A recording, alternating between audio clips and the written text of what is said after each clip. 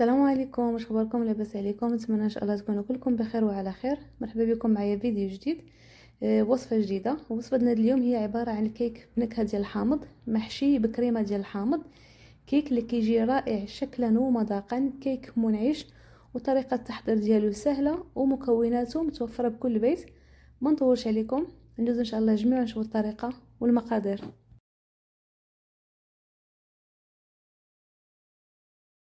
اذا ان شاء الله نبداو على بركه الله. اول حاجه غنبداو بها هي كريمه ديال الحامض. فعندي هنايا نصف لتر ديال الحليب، 4 ديال المعالق كبار عامرين ديال كريم باتيسير، ثلثي الكاس ديال سكر سنيده اولا سكر حبيبات. الكاس غنخدم به هنا هو كاس العنبه ديال 150 ملل. عندي تقريبا هنايا ثلث ديال الكاس ديال عصير ديال الحامض، قشور ديال الحامضه، ومعلقه صغيره ديال الزبده. من الاحسن تكون زبده حيوانيه. فالحامض والزبده ما غنخدموش بهم حاليا، غنخليهم حتى الاخر. اول حاجه كنديرو كنجيبو واحد الكاسرول، كندير فيها هذيك الكميه اللي عندي ديال السكر سنيده اولا سكر حبيبات والكريم باتيسير اللي هما 4 المعالق كبار. الا ما توفرش لنا كريم باتيسير ممكن نعوضوهم بالنشا، كنديروا 4 المعالق ديال النشا وكنزيدو عليهم صفار بيضاء. صافي كنديروا القشور ديال الحامض وكندير شويه ديال الحليب. الحليب طبيعه الحال تيكون الحليب اللي هو بارد، كنضيف غير شويه ديال الحليب وكنحاول كنخلط هذيك المكونات مزيان. داك الكريم باتيسير مع السكر سنيده مع القشور ديال الحامض باش ما في الاول كنديروا غير شويه ديال الحليب باش كيجينا سهل انا نذوبوا فيه هذيك الكريم باتيسير. صافي من بعد كنضيفوا الكميه كامله اللي عندنا ديال الحليب وكنردوه فوق البوطه.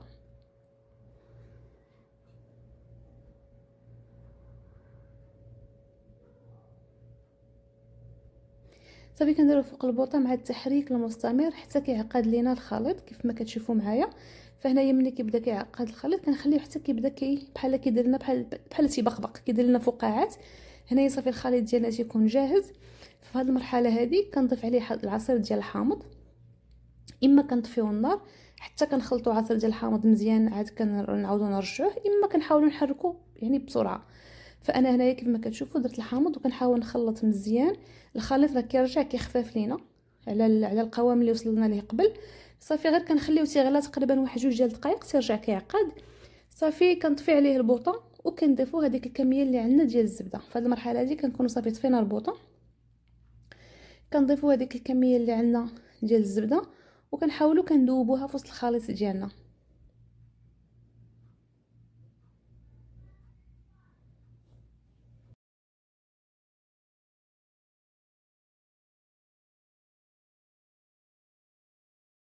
صافي هنايا الخليط ديالي كيف ما كتشوفوا راه جاهز.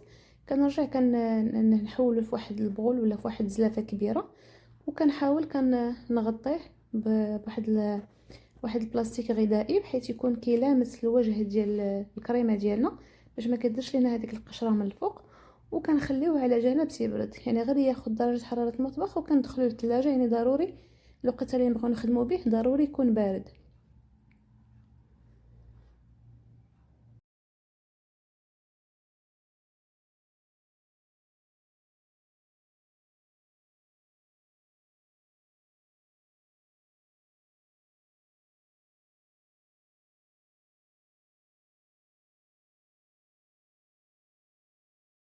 من بعد كندوزو كنوجدو الخليط ديال الكيك ديالنا. قبل كنوجد المول، عندي هنايا مول فيه 24 سنتيم يعني مدهون بالزبده مرشوش بالدقيق ودرت له ورق ديال الزبده.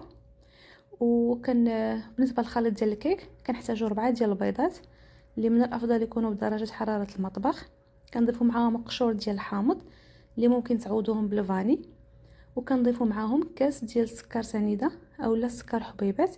الكاس هذا كيعادل كاس ديال العنبه اللي السعه ديالته 150 ملل. كنخلطوا هذوك العناصر كامله مع بعض، يعني سكر سنيده قشور الحامض والبيض كنطربوهم مزيان حتى كنوصلوا على حتى كنحصلوا على واحد الخليط اللي تيولي كريمي وكيتغير اللون ديالو. من بعد كنضيفوا كاس ديال الزيت نباتيه، كنضيفوه بالتدريج وحنايا مستمرين يعني بالخفق.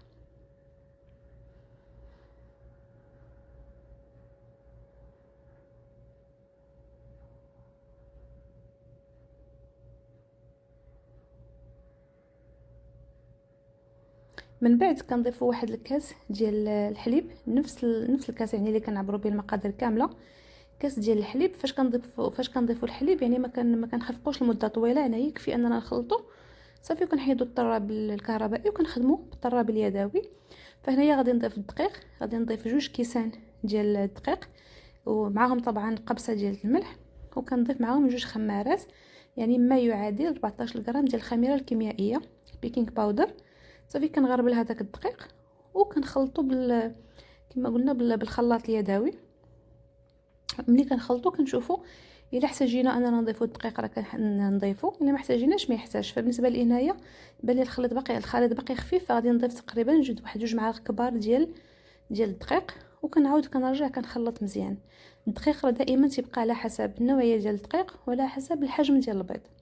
فانا هنايا تقريبا خدات لي الخليط 2 كيسان مع 2 معالق كبار ديال الدقيق.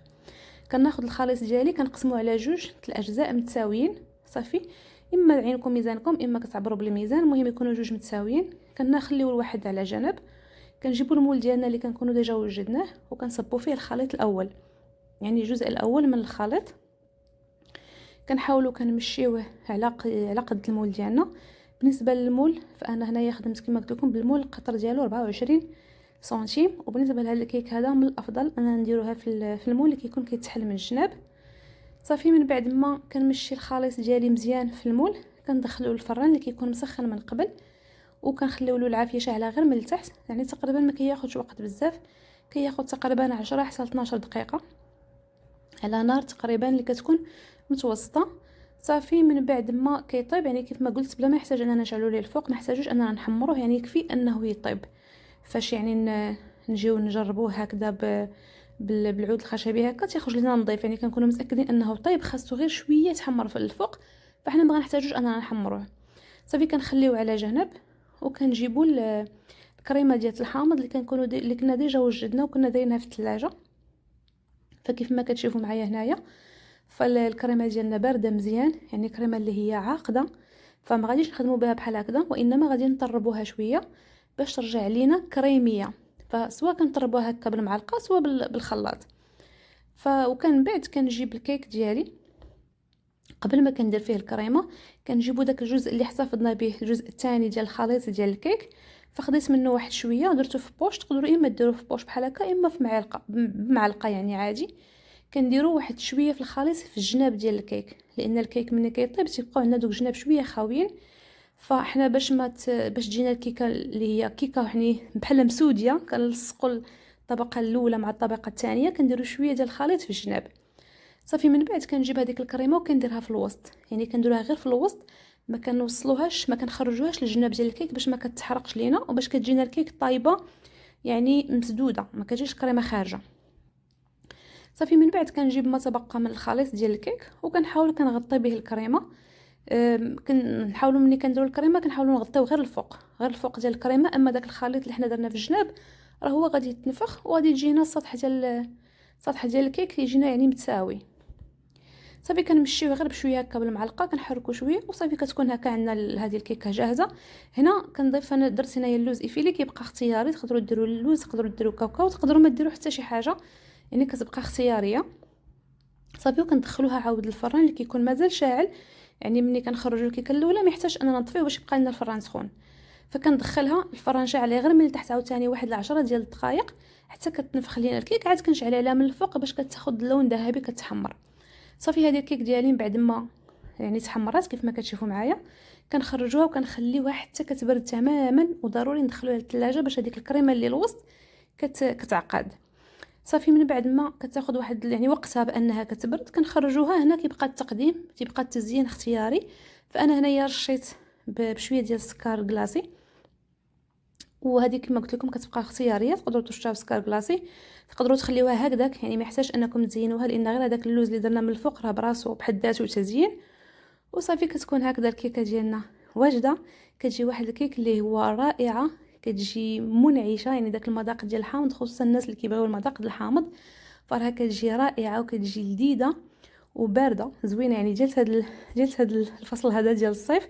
فكيف ما تقدروا عوض اللي ما تيبغيش الحامض راه تقدروا تعوضوها بالليمون، يعني البرتقال ديروها بالنكهه ديال البرتقال، ديروا كريمه ديال البرتقال والكيك حتى هو تنكهوه بالبرتقال، وصافي، وكتمشيو بنفس الخطوات وبنفس المقادير وكل شيء هو نفسه، يعني كتغير غير النكهه.